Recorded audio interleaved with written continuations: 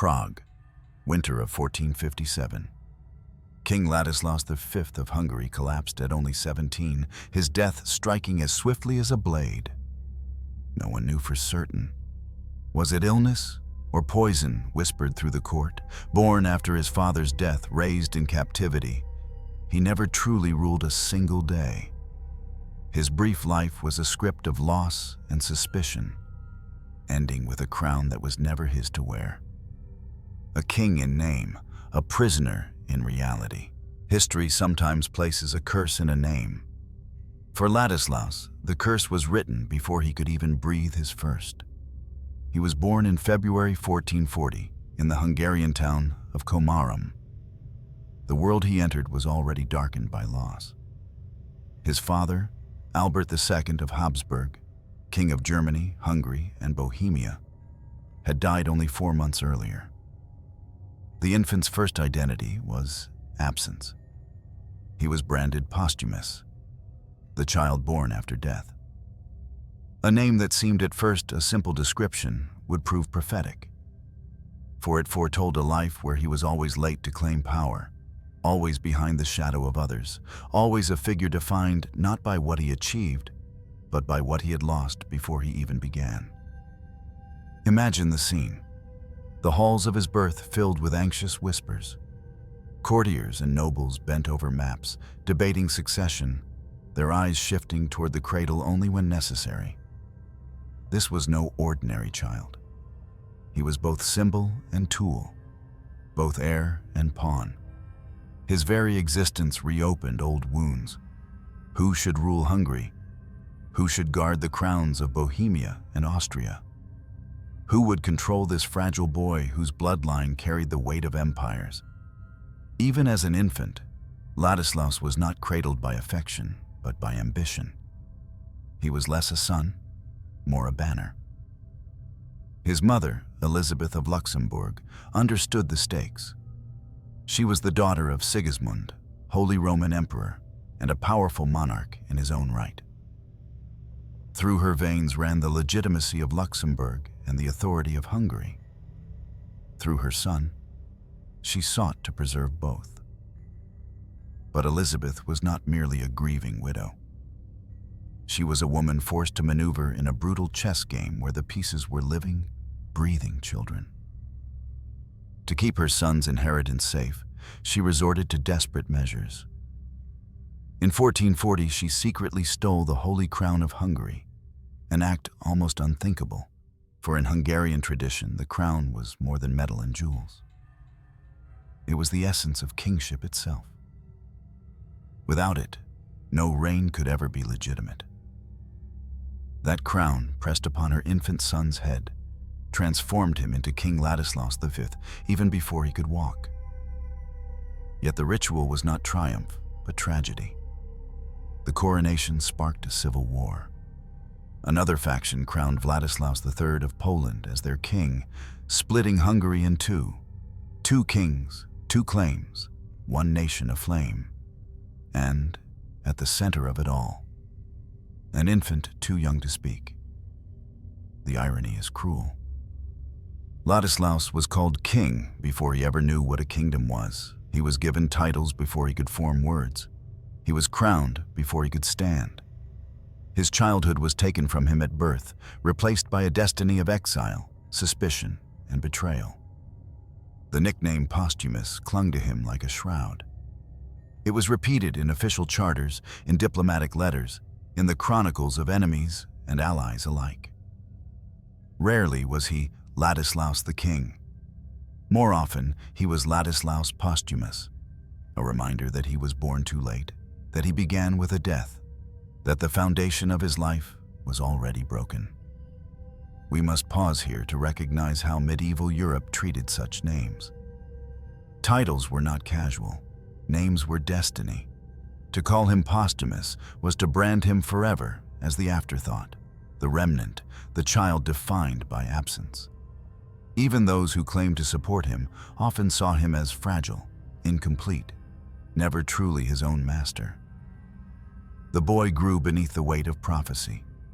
When others looked at him, they did not see a youth with potential.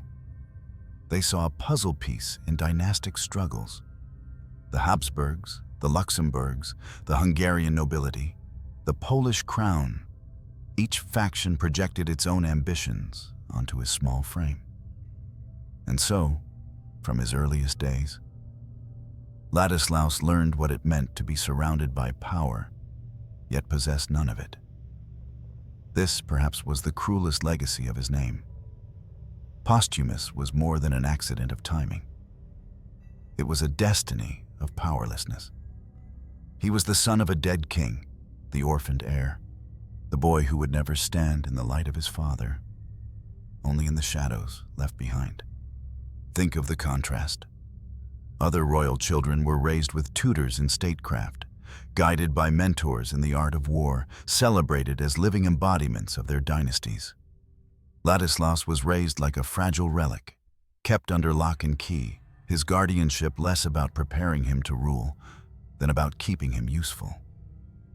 He was not a flame to be fanned into greatness, but a candle carefully rationed by those who feared what might happen if it burned too freely. In every court, whispers followed him. He is too young. He is too weak. He is too much the prisoner of others. Even as he grew, those whispers grew louder. The boy's life was a story already told before he could write it himself. History loves symbols, and Ladislaus became one of its most tragic. His very first breath was an afterthought. His first title was contested, his first years defined by wars fought in his name, but never by his hand. The fate sealed in his name was not wrong. Posthumous meant that he lived as the echo of a death, and would die before he ever claimed life fully. His existence was never his own. It was a continuation of others' ambitions, and an unfinished story that ended just as it was about to begin. This is where the tragedy of Ladislaus truly starts, not in his sudden death at 17, but in the moment of his birth, when the crown pressed upon his infant head became both halo and chain. For he was never simply Ladislaus, he was always posthumous. The story of Ladislaus is not one of laughter, echoing through royal halls or childhood games in sunlit gardens. His childhood was less a season of innocence and more a chain of losses that tightened with every passing year. He was 7 years old when the first great loss came. His mother, Elizabeth of Luxembourg, the only shield between him and the ambitions of Europe's nobility, died in 1442. With her went his last thread of parental love. She had been fierce, determined, and sometimes reckless. She had stolen a crown for him, defied armies for him, and endured exile for him. But death, silent and unyielding, stole her away. For Ladislaus, the orphaning was complete. His father had left before his birth, his mother by the time he could barely remember her face. What remained was a child without parents, but not without claim. That claim, his right to Hungary, Bohemia, and Austria, was both his inheritance and his prison. After Elizabeth's death, guardianship of the boy fell not into gentle hands, but into the iron grip of the Habsburg dynasty's most calculating figure, Frederick III, soon to be Holy Roman Emperor. Frederick styled himself protector, but his protection was that of a jailer. The young Ladislaus was not nurtured as a ward, but locked away as a hostage. Imagine a child's world shrinking to the cold walls of Austrian castles. The clang of bolts echoing down long corridors. Guards outside his chambers.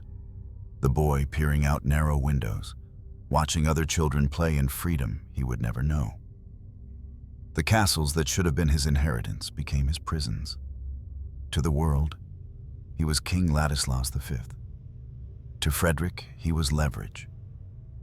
Frederick had little incentive to release the boy into Hungary, where factions still fought over legitimacy. Better to keep him in his custody, a living crown jewel useful for bargaining. Ladislaus was paraded when it suited imperial politics, concealed when it did not. Each year of his childhood was consumed not by lessons of governance or the warmth of family, but by the cold strategy of dynastic manipulation. One can almost see him in the candlelit chambers of Wiener Neustadt or Graz, a boy with royal blood, yet clothed in the loneliness of captivity. Tutors may have instructed him in Latin or scripture, but no mentor prepared him for the real art of kingship. He was surrounded not by companions of his own age, but by courtiers with suspicious eyes. Every friendship, every kindness offered, was weighed down by the calculation of politics. Could he trust them? Or were they only there to watch and report? Loss became his native tongue. He lost parents. He lost freedom. He lost the natural rhythm of growing into manhood. Even in letters that survive from Frederick's court, Ladislaus is described less as a person than as an object. The boy king, the child heir, the posthumous son.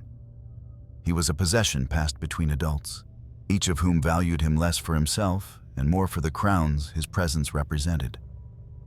And yet, somewhere in this bleak captivity, there must have been the flicker of a child's imagination. Did he dream of the father he never met? Did he cling to hazy memories of his mother's face? Did he imagine himself galloping across Hungarian fields, leading men who cheered his name without doubt or hesitation? We cannot know. The chronicles give us only silence, as though the boy's inner life was erased, deemed unimportant beside the machinery of power grinding around him. This silence is itself tragic. It is as if history conspired with his jailers to keep him voiceless. Meanwhile, Hungary was bleeding. The civil war sparked by his contested coronation dragged on. Ladislaus III of Poland claimed Hungary as his own and ruled until his death in battle at Varna in 1444. For a brief moment, the throne might have been Ladislaus's to claim. But Frederick refused to release him. Even when Hungary's nobles demanded their rightful king, Frederick kept the boy hidden, insisting that he was still too young, still too vulnerable. It was not protection, it was possession. Every year in confinement carved deeper lines of alienation between Ladislaus and the very people he was supposed to rule. Hungarian nobles saw him as absent, even foreign. Bohemians, too, doubted whether this boy raised in Austrian captivity could ever truly be theirs. By the time Ladislaus would emerge as a teenager, the damage was already done. He was king in title, stranger in reality. The image that remains is haunting, a crown resting on the head of a boy who never touched his kingdom, a scepter locked in the treasury of another ruler, a life meant for command, reduced to the shadows of guardianship. It is tempting to imagine what might have been if Elizabeth had lived longer, if she had guided her son through his first decade, if she had fought harder to bring him to Hungary. But history does not trade in ifs. History deals only in was. And what was is a boy abandoned by fate, imprisoned by ambition, and remembered only through the voids that marked his early life. By the time Ladislaus reached adolescence, he was already shaped by absence. He was not the bold prince ready to lead knights into battle. He was the cautious youth, tentative, always aware that his life was at the mercy of others' decisions. His identity was hollowed out by loss, filled instead with the designs of those who kept him under lock and key. This is why his story resonates as tragedy even before his sudden death. His life did not collapse at the age of 17. It had been collapsing from the moment he was born. Each year took something more from him: parents, freedom, trust, and finally, the chance to define himself. The childhood of Ladislaus was not childhood at all.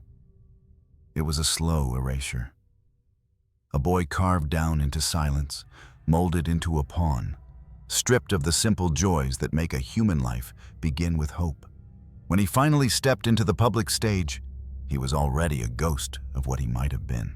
To understand Ladislaus's tragedy, one must picture Hungary in 1440, a kingdom split like a body torn in two. His coronation, engineered by his mother, had been performed in haste with the sacred holy crown she had stolen. But the act did not unify the realm. It fractured it. Half of Hungary rejected the baby king, declaring instead for Ladislaus III of Poland, a young monarch of bold spirit who promised to defend Christendom against the advancing Ottoman Turks. Two kings for one throne, two coronations, two rival courts. The land itself became the battlefield of divided loyalties. For the Hungarian nobility, allegiance was not a matter of pure loyalty, but of calculation. Which claimant offered better security for their lands? Which would protect them from the Turkish frontier? Which alliance with foreign powers would secure their own survival? Many believed Ladislaus III was the better choice, older, present, active. Ladislaus was only a baby, hidden in Austrian castles. To pledge to him was to pledge to absence. The consequence was civil war. Imagine the Hungarian plain, banners flapping in the dry wind, two armies meeting in dust and thunder, both claiming to fight for the true king. Neighbor turned against neighbor. Whole provinces declared for one ruler, while others swore fealty to the other. The legitimacy of monarchy, once embodied in a single crown, was now shattered across battlefields. And Ladislaus himself? He was nowhere near these wars fought in his name. While blood-soaked Hungarian soil, the boy remained locked away under Frederick's watchful eye. He could hear of victories and defeats only through the whispers of courtiers. He could not rally men, nor speak to nobles, nor inspire armies. He was the still figure at the center of chaos, a monarch whose authority existed in parchment but not in presence. The irony deepens here. Ladislaus III, his rival, was no usurper without cause. He had been chosen by a faction of Hungarian nobles desperate for stability. He was young but vigorous, determined to resist the Ottomans at all costs. In 1444, he marched east to confront them at the Battle of Varna. His defeat and death on that battlefield should have cleared the way for Ladislaus's undisputed rule. But fate, once again, was not kind. Instead of being released to take his throne, Ladislaus remained a prisoner. Frederick, cautious and calculating, kept him hidden even after Ladislaus fell. The throne of Hungary stood empty of its rightful king, while factions squabbled and nobles grasped for influence. Every year of delay eroded Ladislaus's claim further, making him seem less like a monarch and more like a phantom of dynastic politics. It was a pattern that would haunt him all his life. Opportunities opening only to be closed again. Crowns offered but kept just out of reach. Victories claimed in his name, but never by his own hand. This vacuum of leadership scarred Hungary. Without a strong ruler, nobles carved out personal domains. The kingdom weakened, its borders vulnerable to Ottoman incursions. The very reason monarchy existed, to unify and defend, was absent.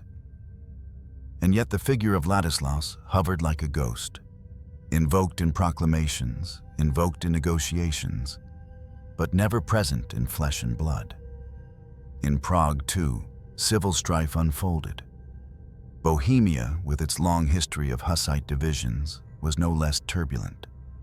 Factions split between Catholic and Utraquist, between those who supported a Habsburg heir and those who wanted independence from imperial influence. To them, Ladislaus was both a legitimate king and a dangerous symbol of Habsburg dominance. His very claim deepened old wounds rather than healed them. So when historians describe Ladislaus as a king who never ruled, they do not mean simply that his life was cut short. They mean that from the beginning, his crowns were contested, his legitimacy doubted, his authority undermined by wars that bore his name, but not his will. Picture him again, in captivity, as news of these battles reached him. Did he pace the chambers, fists clenched in frustration? Did he whisper to himself the speeches he might have given, the commands he might have shouted on horseback? Or did resignation seep in early, teaching him that his role was not to act, but to endure? Silence again. The chronicles tell us nothing of his feelings, but silence itself speaks volumes. It tells us he was not considered an active player in his own destiny. His identity was reduced to a placeholder in documents, a justification for wars waged by others, a convenient absence for stronger men to exploit. The crown that had been placed on his head as an infant was supposed to unite a kingdom. Instead, it split one. And the boy who bore it learned that kingship could be as much a curse as a gift. Civil war carved into his reputation long before he could defend himself. He was remembered not as a ruler who failed, but as one who was never given the chance to succeed. His name became shorthand for division, his reign a synonym for turmoil. What makes this chapter of his life so poignant is that Ladislaus had no choice. He could not ride to Hungary and declare himself. He could not prove his courage on the battlefield. He could not silence doubters with decisive action. He was imprisoned by Frederick's caution, shackled by noble factions, silenced by circumstances beyond his control. A throne in civil war is not really a throne. It is an illusion. And for Ladislaus, that illusion defined his youth. By the time he was old enough to walk into his kingdoms, the damage had already been done. The crown he was meant to inherit had been stained with blood, the throne carved into pieces by civil strife, the trust of his people eroded by his long absence. He would spend the rest of his short life trying to wear a crown that no longer carried the weight of unity, only the burden of suspicion. The tragedy is clear. Ladislaus was not the author of civil war. He was its victim, a child turned into a banner, a teenager made into a symbol, a king who never sat securely on his throne. His reign was not measured in deeds, but in fractures. And in those fractures, his fate was sealed. The tragedy of Ladislaus deepens when one realizes that his greatest battles were not fought in fields or palaces, but in locked rooms. He was a king, yet his daily reality was captivity. After his mother's death, he passed fully under the guardianship of Frederick III, the Habsburg cousin who styled himself protector of the boy. In reality, protection meant imprisonment. Ladislaus was shuffled between Austrian castles like a prized hostage. Wiener Neustadt, Graz, Hainburg, stone walls that could have been training grounds for a monarch instead became cages for a child. For Frederick, holding Ladislaus was strategic brilliance. With the boy in his custody, Frederick possessed leverage over Hungary, Bohemia, and Austria. Any faction seeking to crown Ladislaus had to negotiate through him. The child was less heir than bargaining chip, a living guarantee of Frederick's influence. But for Ladislaus, these years were nothing short of erasure. Imagine a youth growing up in echoing corridors patrolled by guards, meals brought under watch, lessons administered under supervision, letters intercepted or filtered, freedom, a concept he knew only through the barred windows where the outside world appeared like a painting he could never touch. The paradox was cruel. The world called him king, yet he lived like a prisoner. He bore titles stretching across 3 realms, yet could not walk outside without permission. He was promised crowns, yet denied sunlight. What must it do to the spirit of a boy to be celebrated in name and suffocated in life? His education, too, was shaped by this captivity. Yes, Frederick arranged tutors. He was taught Latin, scripture, the legal traditions of the empire. But he was not taught leadership. He was not trained in the arts of war, diplomacy, or statecraft. The lessons were not meant to prepare him to rule, but to keep him malleable, unformed, dependent. Frederick had no desire to raise a rival. He preferred a puppet. And so Ladislaus grew into adolescence not as a prince schooled in confidence, but as a youth shaped by caution. He learned to guard his words, to watch the faces around him, to measure every kindness as potential manipulation. In captivity, trust is not a virtue, but a danger. Accounts from later years describe him as timid, even hesitant. How could he have been otherwise? Years of confinement had taught him that speaking too boldly, acting too decisively, could invite punishment. Silence and compliance were his survival. Meanwhile, beyond the castle walls, his kingdom slipped further from his grasp. Hungary struggled under noble factions. Bohemia wrestled with religious divisions. Even Austria itself was contested. Yet the rightful king remained absent, his authority a shadow preserved only in documents and empty ritual. Frederick, of course, justified this arrangement. He claimed Ladislaus was too young, too vulnerable, not ready to take his place among kings. Perhaps he believed it. But more likely, he feared losing control. By keeping Ladislaus captive, he kept control of the narrative. He could promise release when convenient, withhold it when advantageous. Ladislaus's life was a tool in negotiations, never a destiny of its own. The boy must have felt the contradiction keenly. Every time he saw his own seal affixed to a letter, every time he was addressed as Majesty, he must have recognized the hollowness. Titles without power, crowns without weight, majesty confined to four walls. Even when envoys arrived from Hungary or Bohemia demanding his release, the negotiations were drawn out, delayed, resisted. For the boy himself, these visits may have been moments of hope, a chance that the prison door might finally open. But hope given and then denied is a cruel teacher. It breeds not joy, but resignation. And still, the chronicles remain silent on his inner life. We are left to imagine. A youth sitting by the narrow window of his chamber, candle burning low, staring at the stars above Austrian hills. Did he whisper the names of lands he had never seen?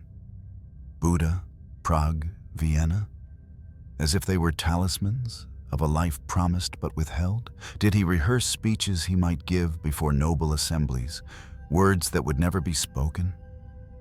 Did he pray for freedom?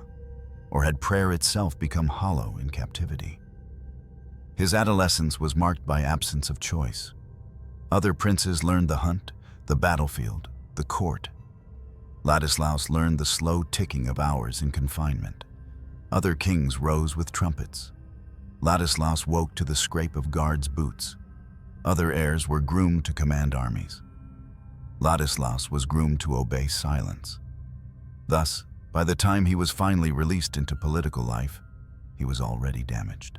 His authority was questioned, his presence doubted, his very character molded by captivity. He was too cautious to inspire, too hesitant to dominate, too fragile to command. This was not personal failure, but structural tragedy. A boy denied freedom cannot grow into a man of sovereignty. And so we see the cruel irony again. The captivity that was supposed to protect him destroyed him. By keeping him alive, Frederick had hollowed him out. By preserving his claim, Frederick had ensured it would never truly flourish. When Ladislaus later entered Hungary and Bohemia as a teenager, he was met not with celebration, but suspicion. Nobles whispered, "Was this truly their king? Or was he merely a puppet of Frederick? His years of absence had created distrust that could never be fully erased. The king in captivity had become a stranger to his own kingdoms. And this is the lasting image. A boy with 3 crowns in his name, yet shackled by the ambitions of others. His youth spent not in ruling, but in waiting. His identity consumed not by choices, but by chains. A king who lived behind walls. A ruler who never ruled. When Ladislaus finally stepped out of captivity and into the ceremonial light of kingship, it was not triumph that awaited him, but suspicion. By 1453, he was formally recognized as King of Bohemia. At last, after years of confinement, the boy king was crowned in Prague. Trumpets blared, nobles assembled in glittering halls, priests intoned blessings, and the crown, so long denied him, was lowered onto his head. It should have been a moment of liberation. Instead, it was a stage play. The oaths sworn that day rang hollow. The Bohemian estates pledged loyalty, but their words were layered with calculation. To many nobles, Ladislaus was not a savior returned to unify the kingdom. He was a Habsburg import, a youth molded by Frederick's hand, a stranger raised in Austrian castles. He wore the crown, but suspicion clung tighter than the jewels that pressed against his temples. In the candlelit feasts following his coronation, courtiers bowed with smiles that did not reach their eyes. To them, Ladislaus was a figurehead, not a master. Their allegiance was transactional, temporary, conditional. They swore oaths of loyalty, but in whispered chambers, they plotted alliances of their own. This was the cruel inheritance of his years in captivity. By being absent, he had become alien. He was king but not trusted, crowned but not believed in. Hungary, too, watched with wary eyes. Though Ladislaus III had fallen at Varna years earlier, Hungarian politics had not grown calmer. The nobles, long used to self-rule during Ladislaus's absence, did not easily surrender their independence. They demanded concessions, privileges, autonomy. When Ladislaus tried to assert himself, they saw only a youth lacking experience. When he hesitated, they saw weakness. The result was the same: distrust. And so, Ladislaus entered a political world where every gesture was suspect. If he spoke too firmly, he was accused of being Frederick's puppet. If he spoke too softly, he was dismissed as unfit. The nobles wanted a king, yet feared a king. They wanted leadership, yet resisted authority. Ladislaus was trapped in this paradox, needed but never embraced. It was not only political, it was personal. The young king must have sensed the coldness that met him in every court. The nobles bowed, but their eyes judged. They clapped politely at his words, then laughed in private. He could not escape the sense that he was always performing on a stage where the audience waited for him to stumble. Did he feel bitterness, or only weariness? Was he angry at Frederick for shaping him into a puppet, or too resigned even for anger? Again, the sources fall silent. We must imagine the lonely figure of a teenager, burdened with crowns, surrounded by courtiers who measured his every breath for signs of weakness. One event captures this atmosphere of distrust perfectly. His strained relationship with George of Podebrady, a powerful Bohemian noble. George was no ordinary subject. He was a master of politics, a man with his own ambitions. Though Ladislaus was the crowned king, George's influence rivaled his. Their partnership was uneasy, marked by mutual suspicion. For every oath of loyalty exchanged, a dagger of doubt lay hidden beneath. This was not an isolated relationship. It was the template. Every ally came with shadows, every oath with conditions. The irony is sharp. Ladislaus had been denied freedom for most of his life under the excuse that he was too young to rule. Now, at last, when he was old enough to wear the crown, he was denied trust because he had grown up away from his kingdoms. Too young, then too foreign. Too weak, then too distrusted. No moment was ever right. The distrust extended beyond men to symbols. His Habsburg heritage, meant to secure legitimacy, became a mark of suspicion. To Hungarians, he was Austrian. To Bohemians, he was foreign. To Austrians, he was too entangled in Hungarian politics. No realm ever saw him as fully theirs. He was everywhere and nowhere. Even in ceremonies meant to glorify him, the fractures showed. His coronation in Bohemia, his recognition in Hungary. These were spectacles of grandeur. But behind the shimmering banners lay whispers of betrayal, of factions already calculating how to limit or replace him. The grandeur was a mask. The rot beneath was real. For Ladislaus himself, this must have been isolating. To walk into a hall filled with nobles and sense that none truly believed in him. To sit on a throne and feel that the seat itself was hollow. To wear a crown that seemed less like a symbol of power and more like a chain of doubt. In such an environment, how could he rule with confidence? Every decision risked alienating one faction or another. Every word risked being twisted into evidence of weakness.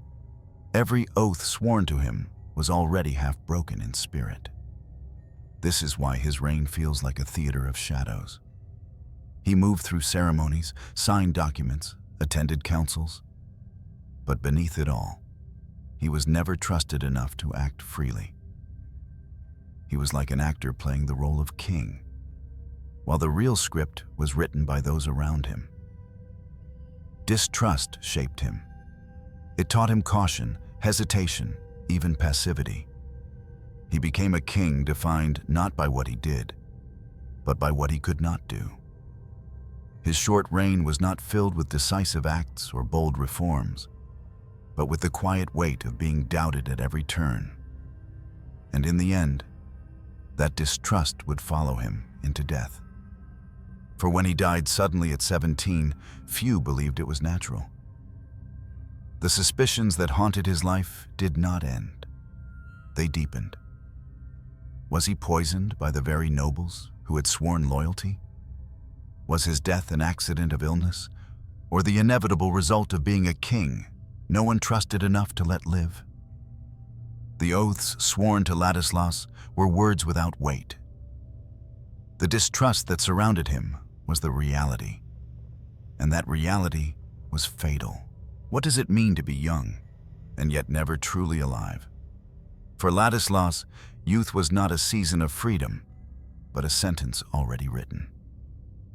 Most princes of his age grew up with hawks on their wrists and swords in their hands. They learned to ride, to hunt, to joust, to command. Their youth was preparation, play that trained them for rule, laughter that hardened into confidence. For Ladislaus, none of this existed. His youth was captivity, ceremony, suspicion. Even after his release from Frederick's custody, he did not taste freedom. Instead, he walked into another kind of prison, the palace halls where every glance was political, every word calculated, every gesture measured. He moved from stone dungeons into gilded cages. Imagine him at 16, standing on the balcony of a castle in Prague. Below him, the city bustles with life. Merchants calling in the marketplace, children chasing each other in the dust, men at taverns raising mugs of beer. For them, life is raw, immediate, unplanned. For him, life is scripts and rituals. He is not free to choose even his companions, let alone his destiny. The courtiers around him see not a boy, but a bargaining chip. They comment on his posture, his tone of voice, his choice of words. Every detail analyzed as proof of strength or weakness. When he smiles, they whisper he is too soft. When he frowns, they murmur he is arrogant. No gesture escapes judgment. This constant scrutiny robs him of innocence. A youth that should have been about discovery becomes a performance. He does not live, he acts. The loneliness of such a life must have been profound. Who could he trust? Not Frederick, who had caged him. Not the Hungarian nobles, who doubted him. Not the Bohemian lords, who watched him like hawks circling prey. Even his own servants were often spies in disguise, their loyalty not to him, but to factions beyond his chamber walls. Perhaps he found small comforts, books, music, the company of a trusted tutor. Perhaps he wandered gardens at dusk, seeking solitude among trees that did not judge. But such fragments cannot replace what was stolen. Youth is meant to be lived forward, with energy, with risk. His youth was lived sideways, always stalled, always waiting. He was trapped in anticipation of a future that never arrived. Even the milestones of adolescence, the first taste of independence, the stirrings of love, the excitement of friendships, were denied him. While other young men courted brides, Ladislaus was promised alliances he would never see fulfilled. While others forged bonds in the hunt or on campaign, he remained watched, enclosed, doubted. He was surrounded by people yet profoundly alone. This is why the tragedy of Ladislaus is not only political, it is human. Behind the crowns and disputes lay a boy who never became himself. He was shaped entirely by others' ambitions, never allowed to test his own. His identity was drafted by guardians, his future scripted by factions, his every breath monitored by suspicion. What is youth without choice? It is a shadow of life. Even in his short reign, he could not escape the role imposed on him. When he addressed assemblies, he was careful, cautious, hesitant. Historians later describe him as mild, almost fragile in demeanor. Some saw this as weakness, but it was the inevitable result of a life where boldness was punished and silence was survival. And yet, within this quiet figure, there must have been longing. He was 17, blood warm, heart restless. Did he ever dream of slipping out of the palace gates, shedding the weight of crowns, walking the streets of Prague as an unknown youth? Did he imagine laughter without consequence, love without politics, friendship without suspicion? We cannot know. But his sudden death only sharpens the cruelty. He died before any of those longings could be fulfilled. To die at 17 is to die before becoming. Ladislaus's life ended at the threshold of manhood, his youth stolen twice, first by captivity, then by death. Even his contemporaries remarked on this theft. Chronicles described him not as a king who failed, but as a king who never had the chance. His reign was brief, his deeds few, his memory tragic precisely because it was unfinished. He was a figure half-formed, extinguished before the shape of his life could harden. In this sense, Ladislaus embodies a peculiar kind of medieval tragedy. The monarch who bore the burdens of power without ever tasting its freedoms. The youth who carried the weight of crowns without ever enjoying the lightness of youth. History remembers him as posthumous, the one born after death. But he might just as well be remembered as the one who lived before life.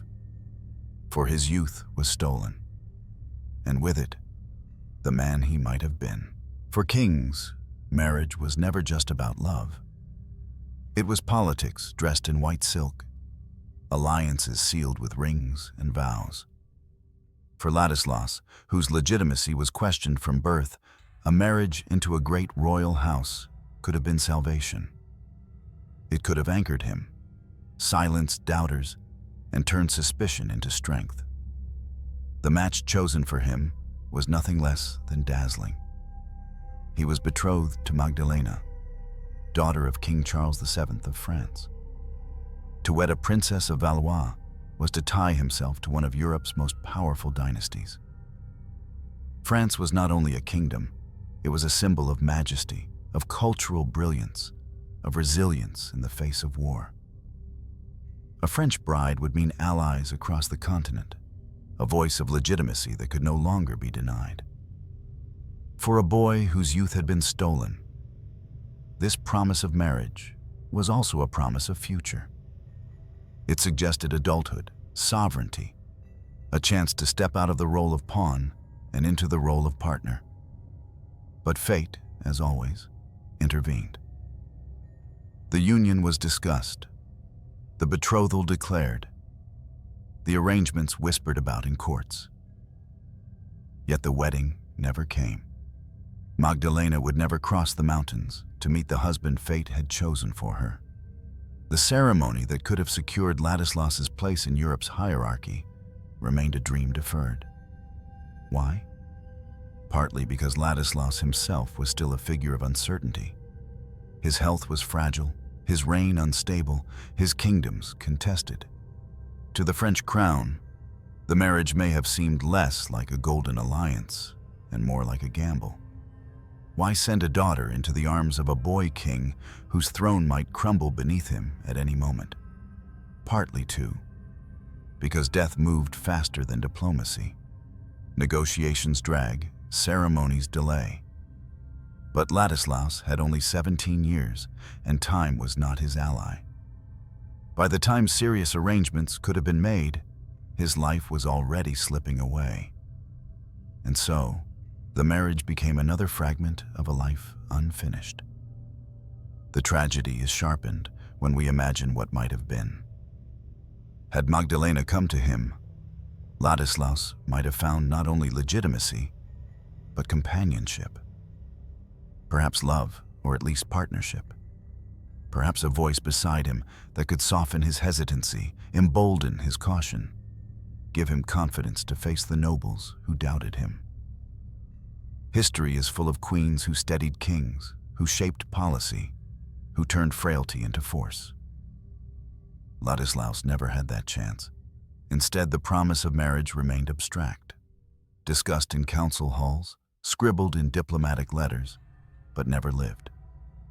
He died as he had lived, alone, surrounded by suspicion, his private life sacrificed to politics he never controlled.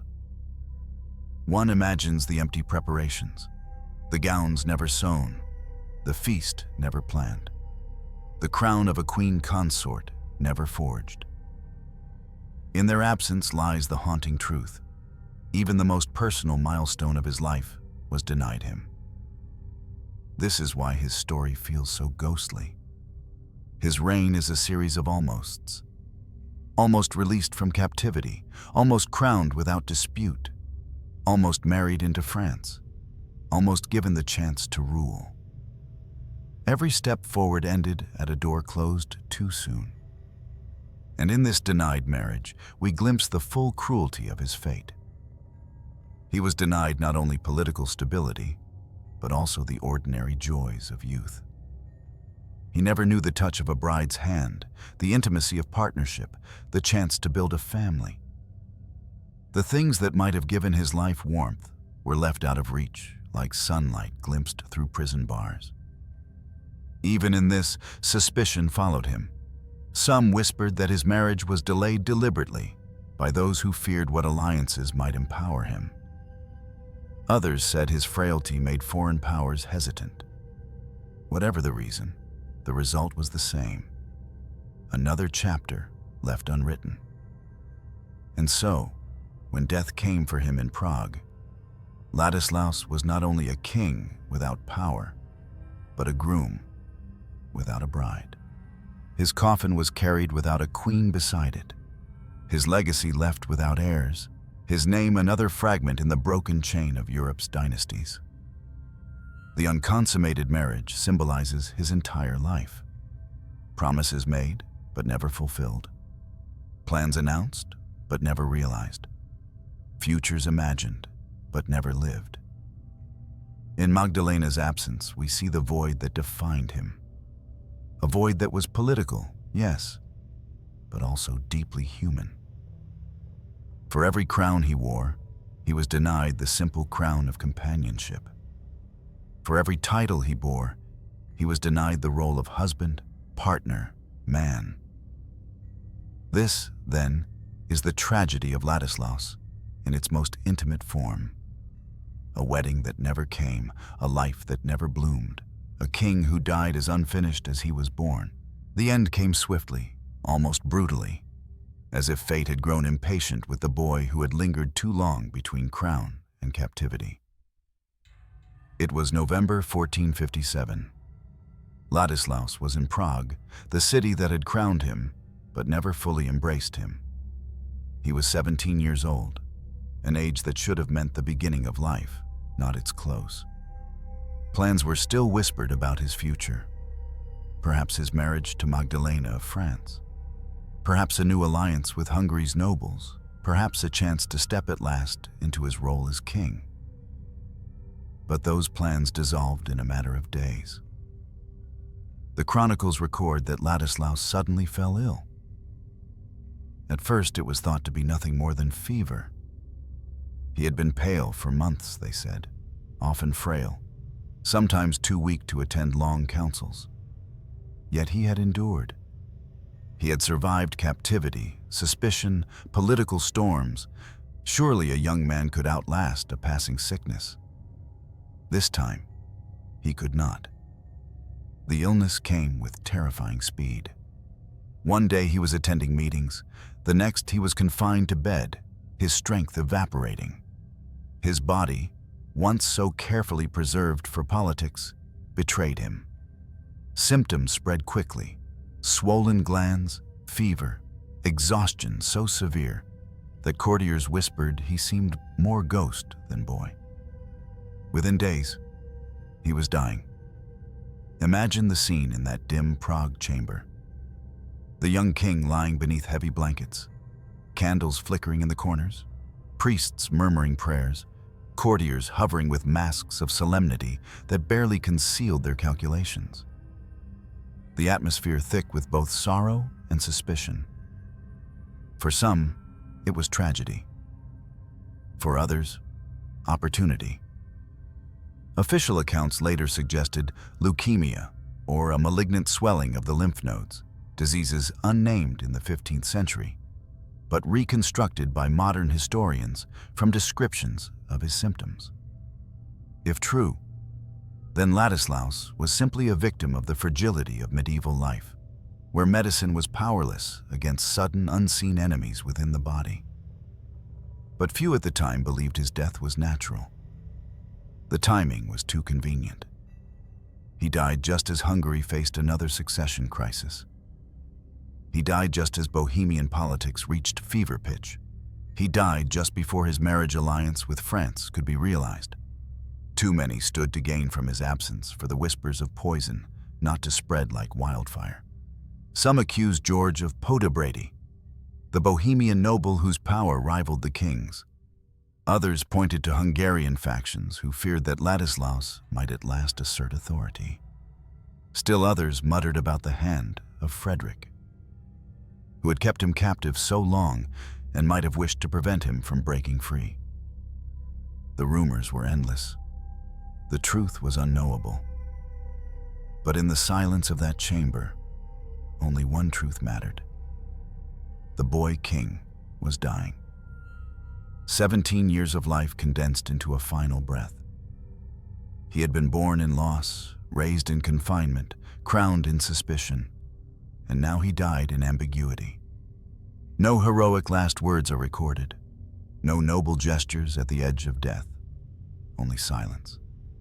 A life unfinished, extinguished like a candle before it could burn bright. The reaction across his realms was as divided as his reign had been. Some mourned him as a tragedy, a youth cut down too soon. Others greeted his death with relief, seeing in it the chance to reshape kingdoms without the awkward presence of a distrusted king. His funeral was solemn, but not unifying. Even in death, he could not bind his people together. Prague kept his body. Hungary claimed his memory. Austria held his legacy. Yet none claimed him fully. He belonged everywhere and nowhere. This sudden death in Prague is not just an ending. It is the cruel climax of a life marked by denial. He was denied his father's presence, denied his mother's guidance, denied his freedom, denied trust, denied marriage, and finally, denied time. A king whose reign was measured not in acts, but in absences. In the end, Ladislaus V of Hungary left behind no heirs, no lasting reforms, no great victories. What he left was a question. Was he the victim of illness or the victim of poison? Did he die because his body betrayed him or because politics demanded his removal? The answer has never been certain, and perhaps that is fitting. For a king who was never fully alive in the eyes of his people. Certainty was never part of his story. He died in Prague as he had lived, doubted, fragile, unfinished. The death of Ladislaus was not simply a private sorrow. It was a public mystery. And like all mysteries in politics, it quickly became a battlefield of words, rumors, and suspicions.